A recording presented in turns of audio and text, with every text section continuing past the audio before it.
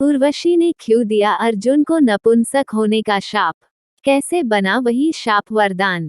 वनवास के दौरान पांडवों को अपनी ताकत को पुनः वापस पाना था, लेकिन कोई हल नहीं निकल रहा था। तब पांडवों ने इस मामले में महर्षि वेद व्यास से सलाह ली। तब व्यास जी ने अर्जुन को दिव्य अस्त्रों और अन्य कलाओं का ज्ञान प्राप्त करने के लिए कहा। ज्ञान प्राप्त करने के लिए अर्जुन इंद्रलोक गए। एक बार जब अर्जुन नृत्य और गायन की शिक्षा ले रहे थे तो इंद्र की अप्सरा उर्वशी की उन पर नजर पड़ी। अप्सरा उर्वशी ने जब अर्जुन को देखा तो वह उस पर मोहित हो गई और उर्वशी ने अर्जुन को रिझाने की कोशिश की। अंत में उसने अर्जुन से प्रणय निवेदन किया, लेकिन अर्जुन ने विनम्रता पूर्वक कहा कि हे देवी, हमारे पूर्वज ने आपसे विवाह करके हमारे वंश का गौरव बढ़ाया था।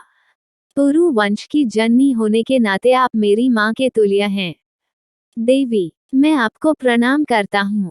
उर्वशी ने कई तरह से अर्जुन को मनाने का प्रयास किया, लेकिन अर्जुन ने उसका प्रस्ताव ठुकरा दिया।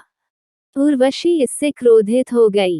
उर्वशी ने अर्जुन से कहा, तुम नपुंसकों की तरह ही बात कर रहे हो, अब से तुम नपुंसक हो जाओ। उर्वशी शाप देकर चली गई।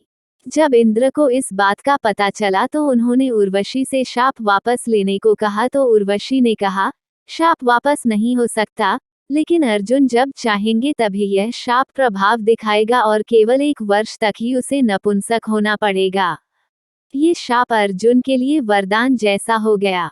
अज्ञातवास के दौरान अर्जुन ने विराट नरेश के महल में किन्नर बृहन्नलला बनकर 1 साल का समय गुजारा, जिससे उसे कोई पहचान ही नहीं सका। तब तक सुनते रहिए